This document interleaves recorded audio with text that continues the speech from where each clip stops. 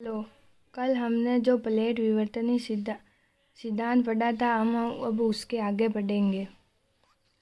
राजस्थान के भौतिक प्रदेशों का वर्गीकरण किस प्रकार से हुआ था। पहली बार वर्गीकरण करने वाले विनोद चंद्र मिश्रा थे, जिन्होंने 1968 में जलवायु के आधार पर अपनी पुस्तक राजस्थान का भूगोल में 7 प्रदेशों में विभक्त किया गया है। ये पहली बार वीएन मिश्रा ने किया था। राजस्थान के भूगोल पुस्तक के अंदर भौतिक प्रदेशों का वर्गीकरण। दूसरी बार सन 1968 में AK सेन ने 3 प्रदेशों में बांटा। तीसरी बार सन 1973 ईस्वी में रामलोचन सिंह ने 2 प्रदेशों में बांटा, जिन्हें 4 उपभागों में वह 12 लघु भागों में बांटा है। दो प्रदेश कौन कौन से हैं? विनोद रामलोचन सिंह के आधार पर 2 है। एक तो राजस्थान है और एक राजस्थान का पठार है। राजस्थान जिसमें मरुस्थल और मैदान आते हैं, राजस्थान का पठार जिसमें अरावली और हाड़ौती आते हैं। वर्तमान भौतिक प्रदेशों का वर्गीकरण 1994 ईस्वी में HM सक्सेना व AK तिवारी ने अपनी पुस्तक राजस्थान का प्रादेशिकीय भूगोल में वर्गीकरण किया है। ये HM सक्सेना और AK तिवारी की पुस्तक है, राजस्थान का प्रादेशिकीय भूगोल। राजस्थान के भौतिक प्रदेश। राजस्थान को 4 भौतिक प्रदेशों में बांटा गया है, जिसके आधार ऊंचावच जलवायु है, ऊंचावच जलवायु के आधार पर 4 भागों में बांटा गया है। इस चैनल को लाइक एंड सब्सक्राइब कीजिए और शेयर कीजिए, ताकि हम अच्छे कंटेंट आपको उपलब्ध करवा सकें। ये है मरुस्थल। 4 भौतिक प्रदेशों में बांटा है। मरुस्थल है, भूभाग 61.11% है, जनसंख्या 40% है, वर्षा 20 से 40 सेंटीमीटर है। अरावली, इसका भूभाग 9% है, जनसंख्या 10% निवास करती है। मैदान, जो मैदानी प्रदेश है उसमें जनसंख्या 39% निवास करती हैं। भूभाग 23% पर फैला हुआ है। 60 से 80 सेंटीमीटर वर्षा होती है। ये हाड़ौती का भूभाग 6.99% है, जनसंख्या 11% निवास करती है। सर्वाधिक वर्षा हाड़ौती क्षेत्र में ही होती है। प्रमुख समवर्षा रेखा।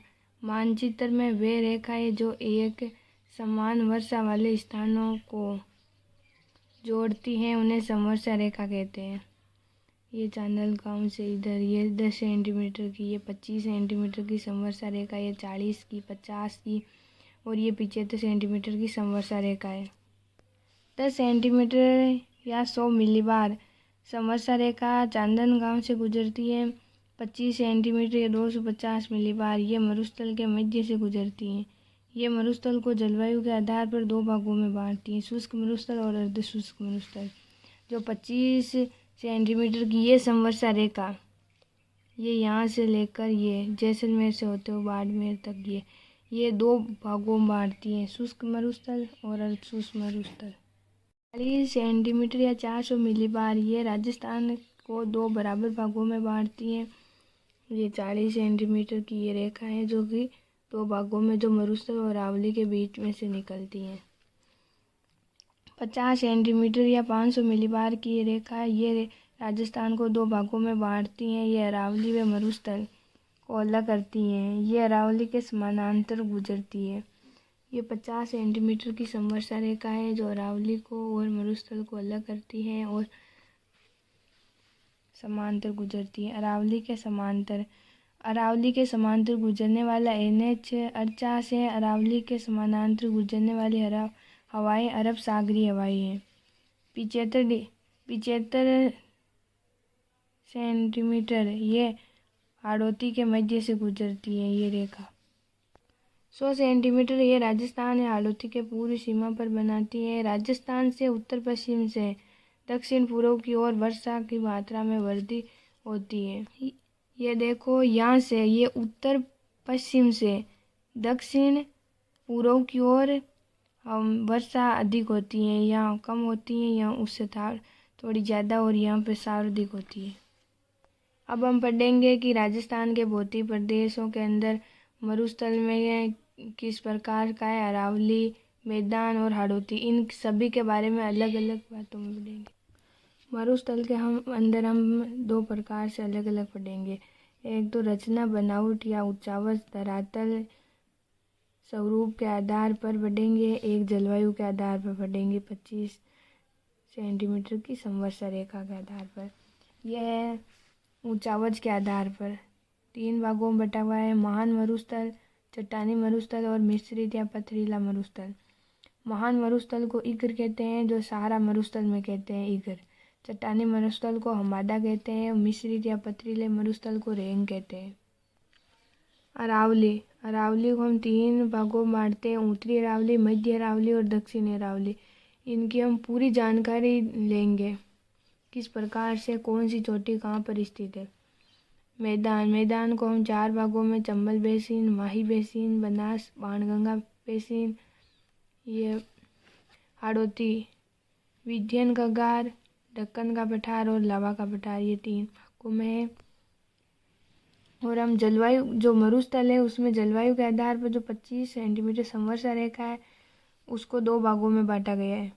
ये इसके 2 भाग है, शुष्क मरुस्थल और अर्ध शुष्क मरुस्थल। स्टेपी डेजर्ट, राजस्थान का बांगर प्रदेश कहा जाता है। अर्ध शुष्क को शुष्क मरुस्थल।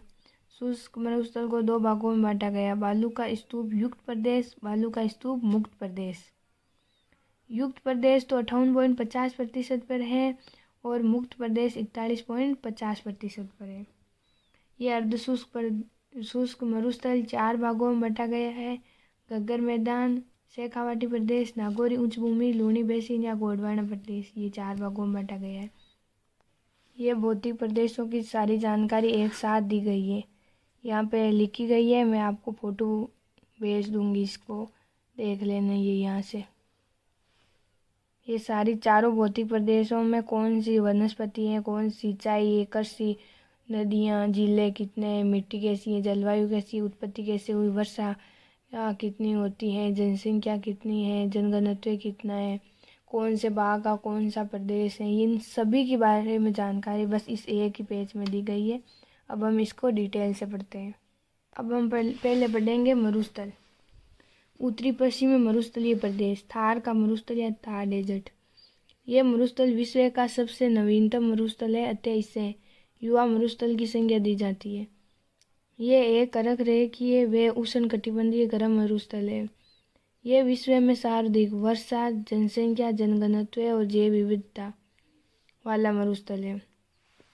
जो थार का मरुस्थल है वे विश्व के अंदर सर्वाधिक वर्षा होती है, सर्वाधिक जनसंख्या है, सर्वाधिक जनघनत्व है और सर्वाधिक जैव विविधता पाई जाती है।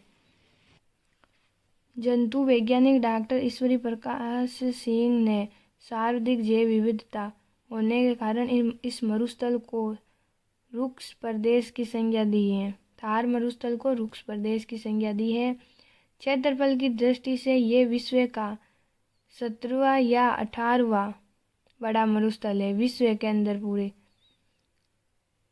जो दो देशों भारत व पाकिस्तान में विस्तृत है। पाकिस्तान में थार के मरुस्थल को चोलिस्तान कहा जाता है।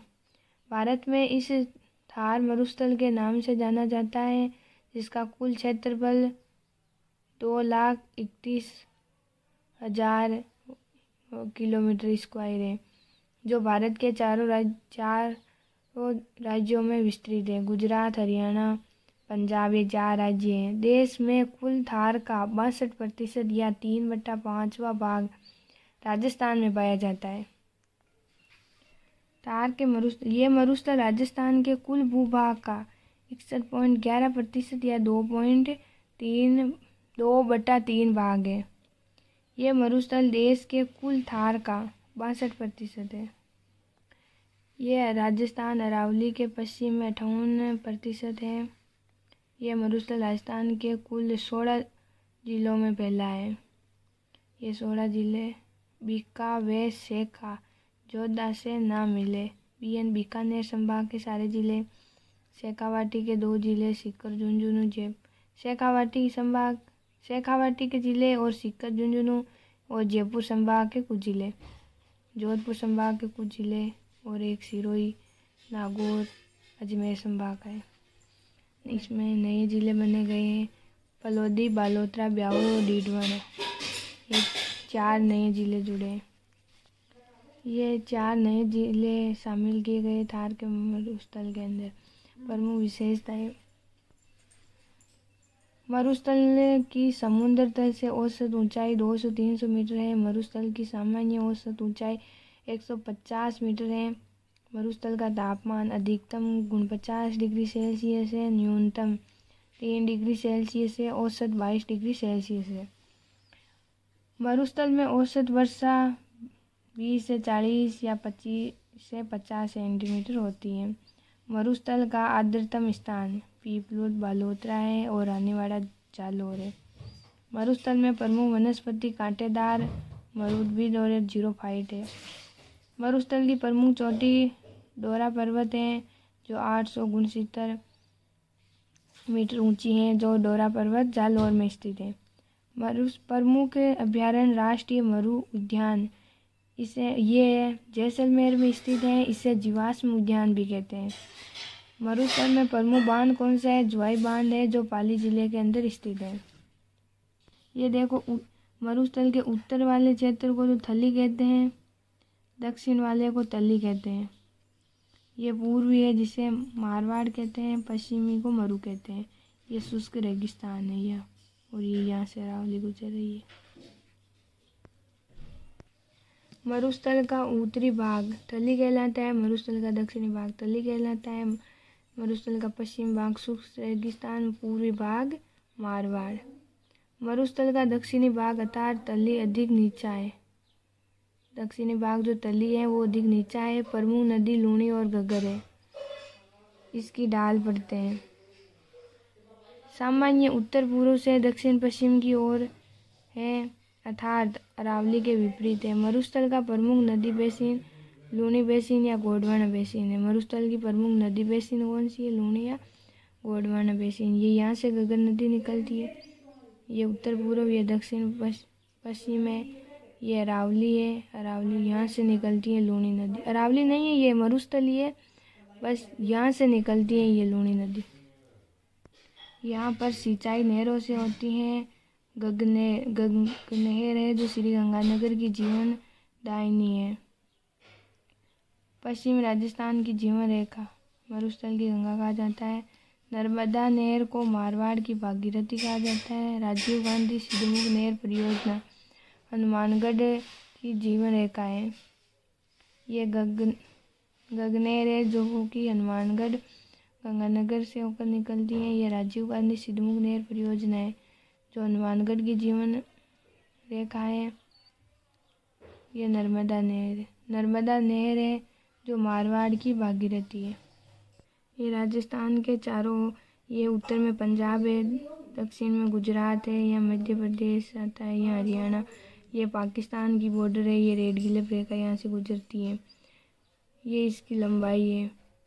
मरुस्थल की लंबाई है जो कि उत्तर से दक्षिण की ओर 640 किलोमीटर, पश्चिम से पूर्व की ओर चौड़ाई 300 किलोमीटर है। आज हम इतना ही पढ़ेंगे और बाकी सारी जानकारी हम कल के वीडियो में देखेंगे। इसके और मरुस्थल के बारे में कि शुष्क मरुस्थल और अर्धशुष्क मरुस्थल के बारे में हम कल पढ़ेंगे। चैनल को लाइक एंड सब्सक्राइब करो और पूरा देखना प्लीज़।